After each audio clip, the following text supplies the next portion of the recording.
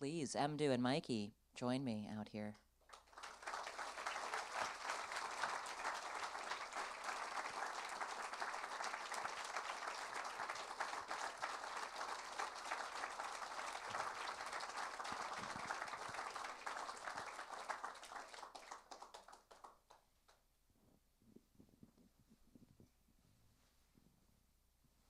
Hi, everyone. Thanks, guys. So as y'all know, of course, last year we got the amazing Mdou Moctar album, Funeral for Justice. And then this year, Tears of Injustice, which is the acoustic version of the album, and an entirely different experience, completely different feels to this same group of songs performed so differently. And so for starters, I'd love to have you both talk a little bit about the circumstances of the recordings of both. Where were these two albums recorded? What was most different about the ways that they were made? So we recorded Funeral for Justice in an empty house upstate New York about 2023, right after a 3-month tour, and then recorded Tears of Injustice right as the coup was starting to happen in Niger in a studio in New York. Everybody in one room without any headphones was kind of the idea of that one. I mean, it's in both cases you're recording pretty much right after a tour when you're a well-oiled machine at that point, I'm imagining. Is that the way, do you find that's the best way, Mdou, to get songs onto tape is when everybody's loose from having just played a bunch of shows together? It's for you. It's for you. Honestly, I didn't understand what I say. I'm not good in English. Sorry. Can Oh, no, you? it's okay. I was wondering about, well, I mean, in general, what is your preferred way to record? What works best for you in a recording situation? Yeah, honestly, I grown up like in the place. No, we don't even have like a lot of a studio. I don't like. It's hard for me like to follow like what the engineer sound need exactly. Make me like feeling like it's not natural. I love what they did. They are so professional for what they did, but it's my feeling. Like I prefer like to play the same as like live. It's how I feel like much better. Special one thing when I play like that, I feel like more free. But if you said I have to follow something like you have to follow that, I gonna feel like it's like I follow something. You see what I mean? And then for me, I supposed to be free. Sometimes I didn't. Sometimes I stop playing. It's just like the band playing, and then in the same time I have another like solo or something like that. But when you follow something, you are not right to stop. You are not like you have to focus it. Like you follow him. It's like you see all those stuff. I didn't grown up with that. It's like and then I think it's late to learning that again. I'm sorry for that, but I love what the studio did. But for my own feeling, I prefer like to play like all of us together. Mm. Because for your first album, you did go into a studio, right? I was in the studio, but it was super difficult for me. It was like you can imagine. It was like super difficult for me. Special, what I'm telling you. I was in Nigeria to doing the album, and then was my first time to be in a studio. I don't know how a studio works. And then the guy he said I have to follow something. I said this I can't follow this. This it's like how are we gonna follow that? And then he said, okay, you're gonna play, and then I gonna make it like in your rhythm. Like he tried, but it's weird. And then it's I have like to follow that. It's that pushed me in some song in that album. I changed the tempo because I have to change the tempo. If it's not that, that doesn't work in like in my way. in the same like tempo I do have, there's a work. I have to change the tempo, trying to follow that, and it's so stressful. When I'm gonna sing, I'm scared. Maybe I'm not in the way. You see, it's like it was very difficult for me, super difficult. You can imagine. So was Mikey kind of joining the fold and being in the band and working with you part of what helped you break out of that and be able to record in the way that you like? Yeah, Mikey, he spent a lot of time with us. Uh, he know the band, like he know what make us happy. He know, and then he was in our country. He know our culture. Like we share a lot of stuff with him. He know exactly where the music is coming from. And then he was in our hometown. He see how we play. The most playing it's like we play in the like wedding music, that it's like outside with everyone dancing. It's like that. And sometimes we go outside and doing like picnic, like with the friend. We make fire, we make the tea, like we do we cook the meat, stuff like that, like free. You play stuff like it's chill. He know all those stuff, and then I don't have to tell him what you're supposed to do.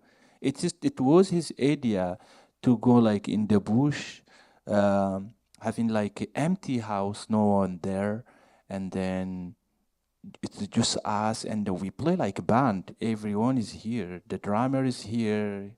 Mikey, he played the bass. He's here. Ahmoudou, me, like together we play. It's like live. He know that, and then in the night we sleep. It's so quiet. It's like, yeah. Mikey, what do you remember about the first recording you worked on with Mdou and the guys, and sort of what environment did you try and help create to get the sound that Mdou wanted? The first recording that we worked on together was Alana the Creator, which we did in 2018, and that was in a studio. And that was before I knew that Mdou was not into studios. So the idea was to do it how I normally do it, and very quickly learned that that was not a comfortable place for Mdou. And so we kind of we did a lot of recording in this studio, but then I went to Niger and added a bunch of claps and vocals of groups and stuff, and people sitting around, Tuareg sitting around and singing together, which is kind of the basis of the music, and really wanted to capture that. So after that process, we did Afrique Victime, which was recorded pretty much on tour. We were stopping in studios. I was trying to take advantage of the situation of we were in at someone's house or in my apartment, and just it's hard to get us all together in the same room. So taking advantage of that, touring so much and just recording in between shows was kind of the idea there. And then Funeral we did in this empty house, similar to kind of how Mdou described is most comfortable. Didn't really want anybody else around, just kind of wanted the freedom to do it how we wanted to do it. As an engineer, wanted to not spend a lot of time miking amps, so I DI'd everything to reamp later, just recording drums live, and Mdou and I would wake up super early in the morning and do his vocals together, which is kind of when Mdou prefers to work, is early morning. When you say empty house, do you mean empty, no furniture kind of thing? There was one bed. And is that because of just tell me more about that? Was it just because there's acoustically idea do not reverberations off of weird things, or is it just that sort of there's something about the minimalism that is more the inspiration vibe? We didn't know that there was one bed when we got the house to rent. We did know that it was a friend of ours' house, and we knew it was like a newer house that was being built. And he graciously let us be there for a week, and honestly kind of the best situation, because in Niger, it is preferred to all sleep in the same room, sleep on the floor together, to cook together, to share everything together, share a big plate of food, and it really kind of went into the reason we did that in the first place, is to yeah to kind of go back to that culture of where these guys come from, and make it super comfortable for Mdou. Um, I brought up a bunch of mics and equipment. There's nothing there, so just bringing up a studio, um, and we just made it work, and it was super comfortable for everyone. And we'd go on walks, and it was super quiet, and we'd cook together, and we'd drink tea. Um, yeah, it was kind of it was probably my favorite recording experience that we've had together. And then taking those recordings and again going and having people in Niger sing along and clap. I kind of feel like an Mdou Moctar record is not complete without going to Niger and getting a bunch of Tuaregs to clap along. It's a different vibe than just the four of us clapping, and you kind of capture the essence of where the music comes from. In terms of building the songs and the instrumentation for the songs, is that sort of just happening in real time? I know because when we talked last week, but when we talked last week, it came up that you have the beginning of a song often that you kind of share with the guys so that they get a sense of it. But are you improvising? Is it pure improvisation when the four of you are playing together?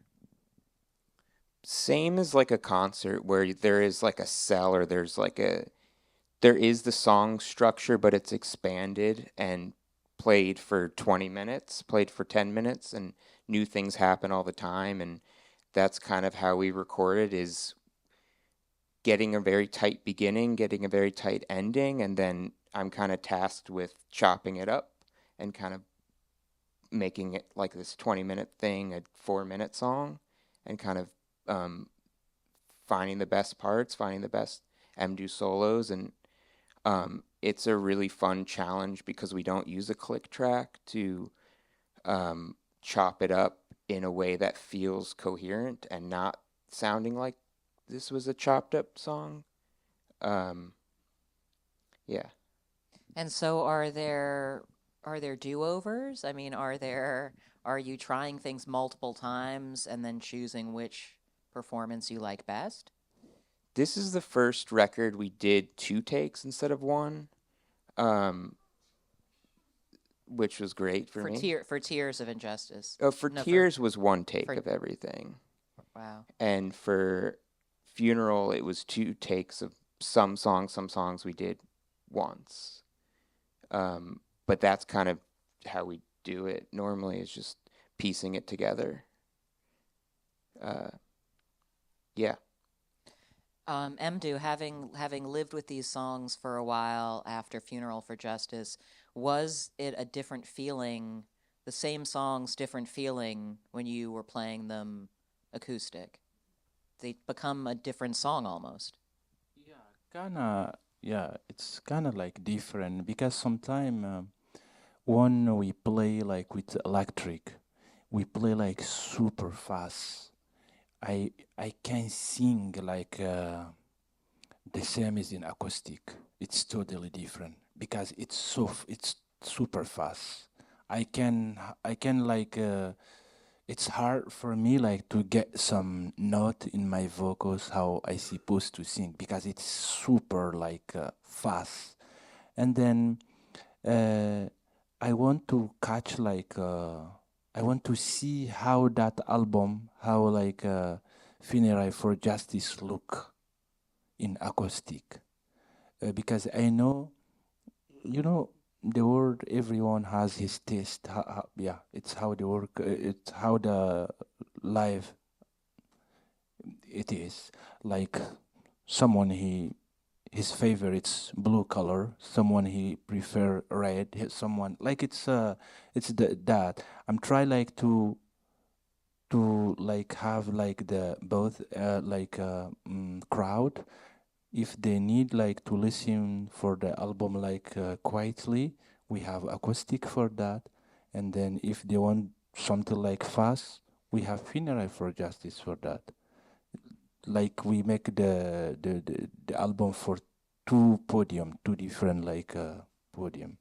But Yeah. for you, as the guy playing it and writing it, are they both equal? You like them both equally? What is The equally? same? Yeah, I like Yeah, it. as like Every playing acoustic, playing electric, you like them both the same. yeah, I like acoustic. Remind me my beginning when I was like young.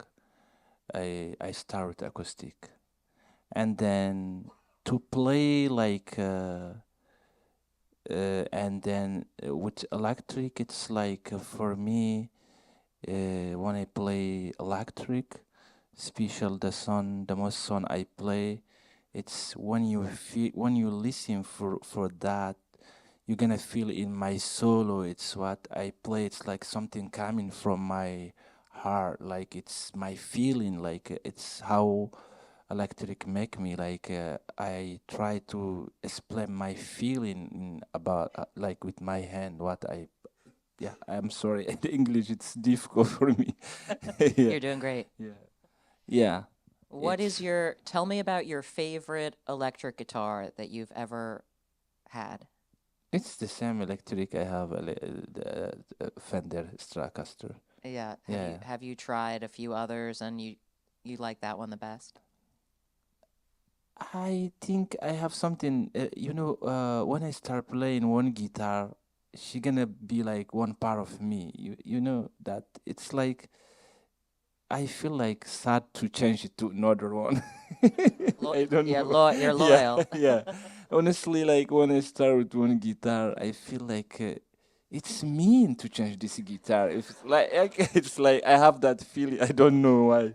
Yeah, like yeah. Even my I remember even my acoustic, that my first acoustic, she's still with me for many times. It's just like one funny thing like it's when I traveled to Libya, then I left my guitar with my the sister for my grandmother because we understand each other a lot. Honestly, my family doesn't like me to play. They are so religious. They want me to focus in my school, take care by my school. It's what they need for me. They're scary for me to like. They see what the power of artists are. They drink. They're scary for stuff like that. Totally like at all.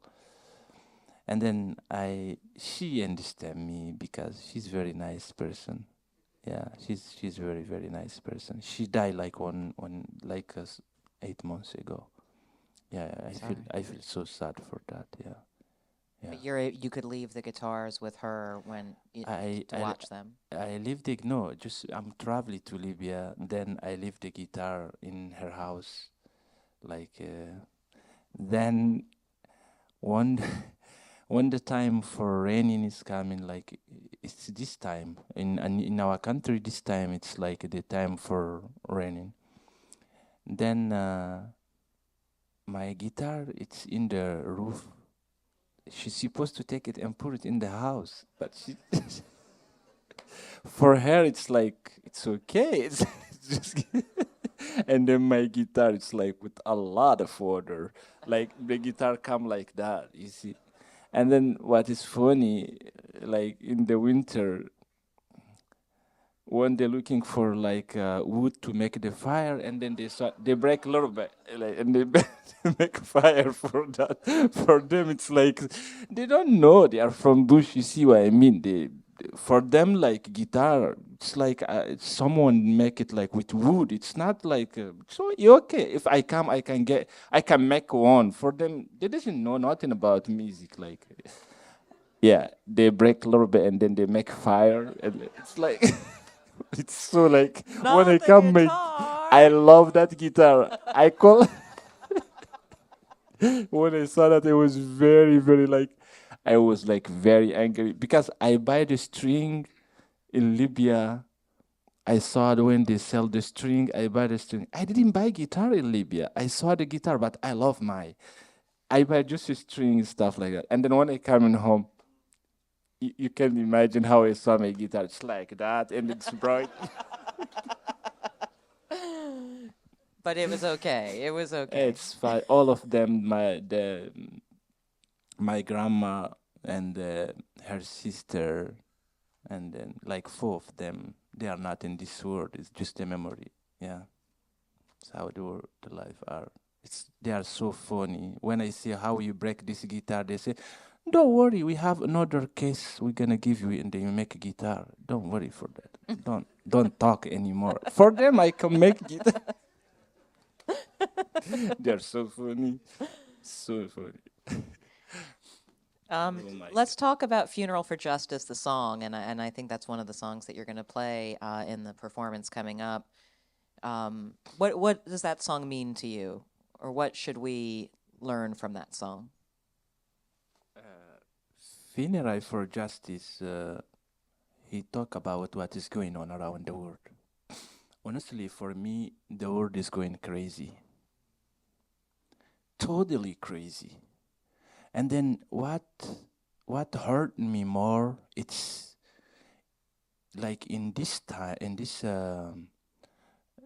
cycle. I don't know what you call him in English. Yeah, the people are very smart. We have technology, we have everything, but we are like Viking, modern Viking. Destroying. Yeah, it's like we just thinking about like power, money, just that. Like the human doesn't have no consideration, especially when you are weak. You are weak in this world, at least you are nothing. It is the same thing in the Viking time. Just here it's modern. We have light, we have everything, internet, but it's modern. And then we are more weird than them because we try to protect that. We manipulate the world with the social media. We talking the people just talking about what they want the people to hear. They doesn't talk about the truth the most. And then I feel like the justice doesn't exist anymore. We're talking about democracy. I didn't see any democracy here.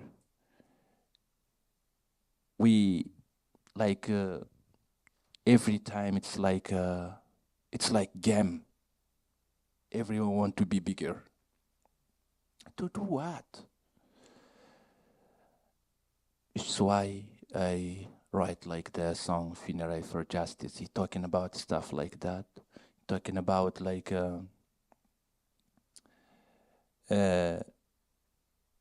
the children, especially in Africa. I don't know more about the Europe and the United States. I don't know more about them, but around me, what I saw in Africa, it's like the kid is for the government, like some leaders. They are in good school. They take care for their kids. And then the kid is for the poor people. Because it's the kid is for the poor people can be in military and go to the fighting and then they're gonna be killed. Nothing gonna happen. If something happen, like if the kid is for the poor, gonna do in like march. I don't know what you call him in English, march or grave. It's like when something happen, the people come outside. They're gonna say they don't need this. I don't know what you call him. Like a protest? Yeah, something like that. It is the poor kids for the poor people doing that. Their kids, they are in home or they are in school or they are in like nice places. They have electricity. They have everything. For the poor people, nothing. And then where is the justice here? Where is this? It's not fair. It's not justice. Yeah, just want to talk about stuff like that. Yeah, I noticed that because there's the English translation of the lyrics that are available as well from the Tamashek, and there's a lot of questioning. A lot of your lyrics are asking questions about why. Yeah. Why is it this way? Why is it this way? I mean, do you find that writing songs helps you understand or helps you deal with how fucked up it is? Sorry. When you write lyrics, does it help you understand what's going on or how fucked up things are?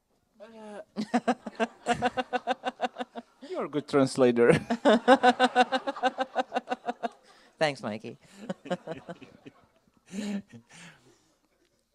Yeah, not me in person, because me, I already understand what is going on. I just want the people have to understand the truth, that like have to understand what is going on. It's what I share here, you understand? It's what like we share in the concert with the people. It's going for me like it's just the way for us to explain our feeling. Yeah. I'm going to open it up to the audience in just a sec, but I just wonder, my last question is, as you travel around the world, do you think people understand the songs? Do you think even though they don't speak the language, do people tell you that they get it? You know, the world are curious. If you listen for something, sometime you're gonna be, what is this guy talking about it? I have to check, and then we have that in English, we have that in French. That help. I think some people knows about it. Special the name for the album. You understand this album talking about something. Yeah. Yeah. Awesome. Thank Just you. my thinking. I didn't know. It's what I think. So let's see who out here. Hopefully y'all have some questions for Mdou or Mikey. Don't be shy. Don't be sh- Okay. Right up here first.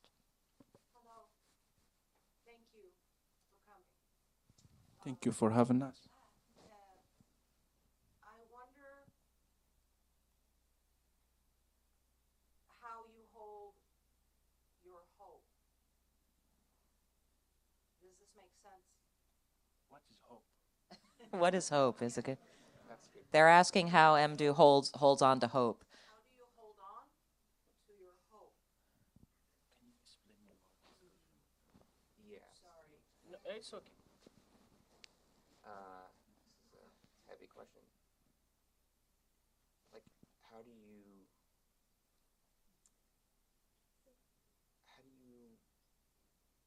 Don't cry. like how do you hold on to your hope? I don't know how. You know, What about yeah. how do you keep going? Yeah, how do you keep Darkness. There's so much darkness. But the light. How do you hold on to your hope or the light to carry that? In which part? Because you talk about All of it, any piece. one thing I know. I didn't understand the hope at exactly, but I can try like to answer you in what I think your meaning. But I don't understand exactly what is hope. But for me, I think, and then for everyone, I think the most important is to be nice in this world. Being nice, it's the best thing in the world. Like if you are nice person, everything will be nice. It's like light. You can see the way, and then keep doing that. Don't be infected from someone because he hurt you. It's just what I think. Yeah. Great. I think I saw some other hands back here somewhere. Yeah? Sir?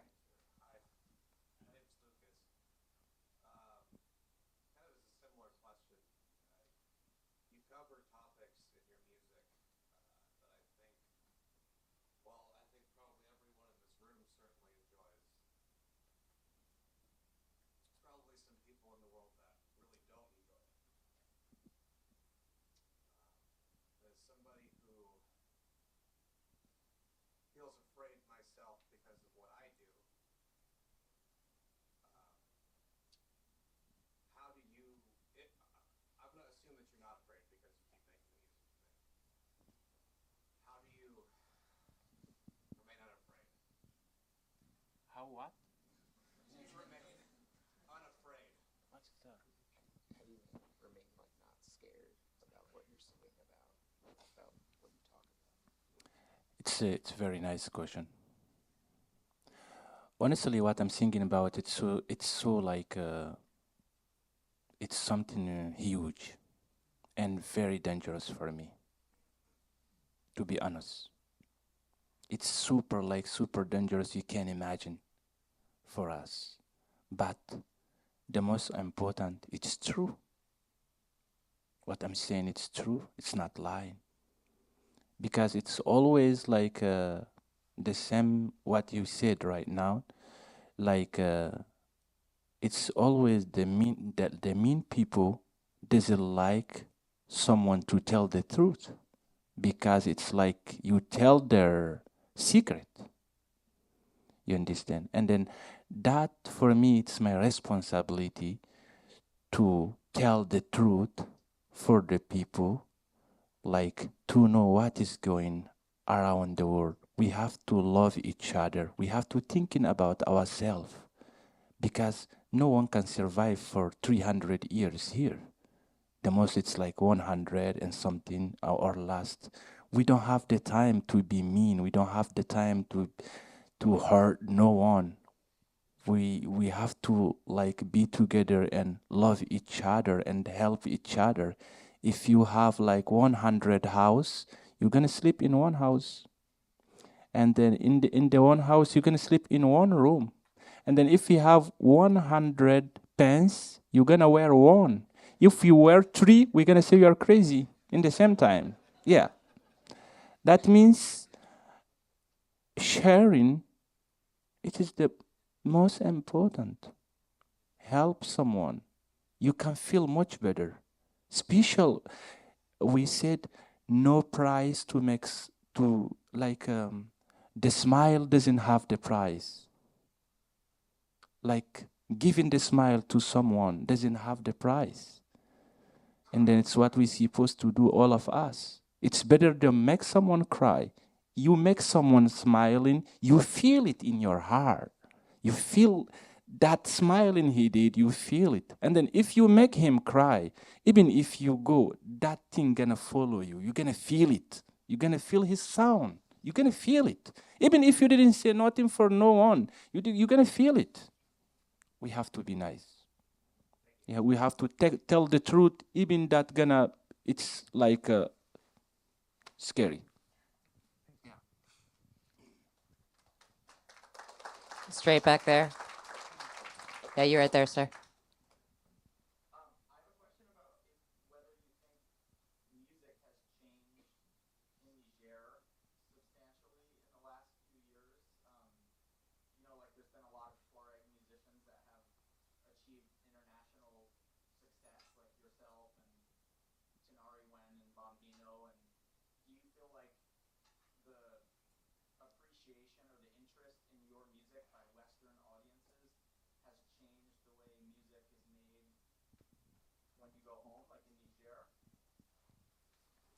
No, we play like different in Niger than here. Yeah, we know what the audience in Niger need. In the same time, we know what the audience from here need as well. In the beginning, it was like difficult for us, but in the end, we figure out that we know what the audience in Niger need, and we know what the Western audience need. But I don't play in Niger anymore. I don't play Niger anymore. It's weird to play. It's not safe anymore to play. It's totally like so scary for play because you don't know what's gonna happen around the people. It's better to I didn't say for everyone, but for me, I stop. For I didn't say like when I say stop, that doesn't mean like I don't play in my house or with 10 person like with me here, but playing the big concert, stuff like that, I stopped doing that because it's not that safe. Yeah. This person in the front here. your music for your family and your grandmother's sister? No, they never. Uh, we don't have the same cultures here. You see, I'm sorry, it's like totally different. Like I can play with my grandma, and I can play even with my mom. I play the guitar. We don't do that. It's like totally like different culture. I'm sorry for saying that. What was your favorite part of learning to play the guitar? My favorite?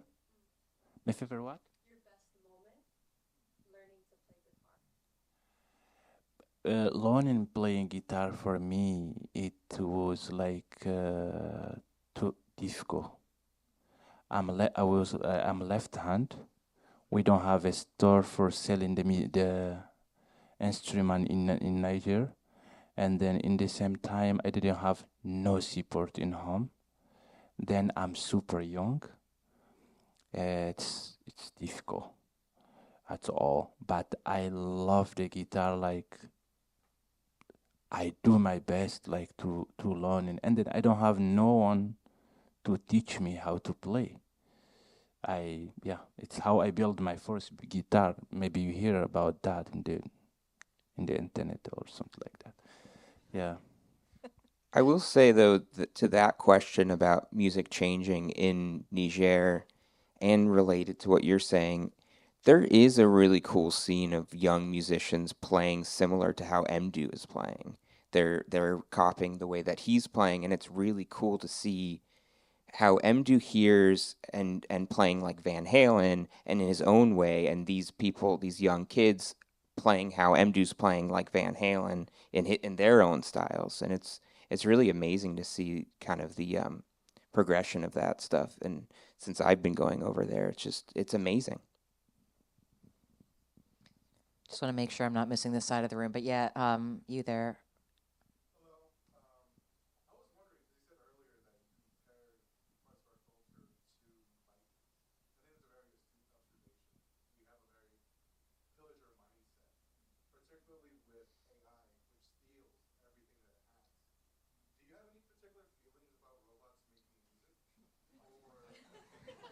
Artificial intelligence and robots making music. Do you have any feelings on that? Basically, like I'm asking you, what do you feel when you see a robot steal a soul from our musicians, our artists, our community of people who make the world more beautiful? Can you currently being stolen from? Can you reply this question? They're asking about artificial intelligence and music made by computers, no, without humans. Just to preface it a little bit, the reason why I bring it up is because you mentioned pillaging, which is just stealing from other people. These AI, these robots, they make everything from stolen art. So, how do you feel about the fact that even refuges for like society, like arts and music and stuff, even that's being stolen from? Can you tell me like little by little what he said? Yeah, Yeah, just sort of the well, because you were talking about Vikings and stealing. yeah. Now there's a lot of art and music being made by computers and robots, basically. Yeah. And then who make the robot? Right? Who makes the robot? That's what I always wonder. Imagine if the human doesn't exist, who gonna make the robot? Yeah. Word. We've got time for one more question. I'm sorry, but it's true. Like, like stuff like that. I don't know. Just it's my answer. If like the human doesn't exist, who gonna build the robot, and then who gonna listen the music as well? You see.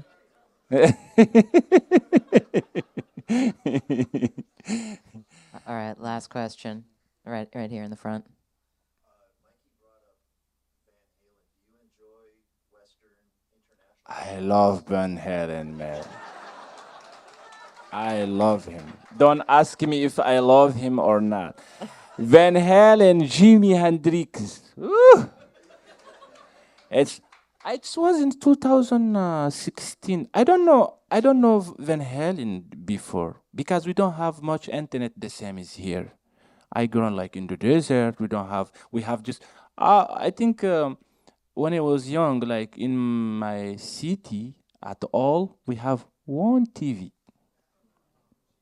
and then it is like outside. Everyone gonna come and watch the TV, and then someone gonna come and turn it off, and then we go home. You see, it's like we don't have that internet in that time. We don't have nothing. Like when I grown up, like and then I start. Yeah, of course I know some musician from West, but not that much. And then it's not like the I hear for Santana long time ago, uh, but I don't know where he's coming from. Again, then we hear for like some rap music stuff like that. Yeah, yeah. When I was in tour, I was I think it's in Canada. It was in 2050. I hear it's my first time to hear Jimi Hendrix. 2050. It's like 10 years ago. I don't know him before, and then I wanna hear the song "Oh Joe." I love the song, and then in the beginning I think it's like I think in the beginning I think it's Touareg music. Then he start playing, and then I discover it's something else. I ask, who is this guy coming from? And I say, he's from United States. This is Jimi Hendrix. Then I keep listening, the solo, it's crazy. I going back, I listen. And then in Portland, Oregon, again in 2000, I think 16, again, I hear like Eddie Van Halen because I have the style in my hand, like I do like that I do like that. And then someone said to me, "Okay, I'm gonna show you one musician, you will love him." And then he put me the Eddie Van Halen. What is the name for that song I love more?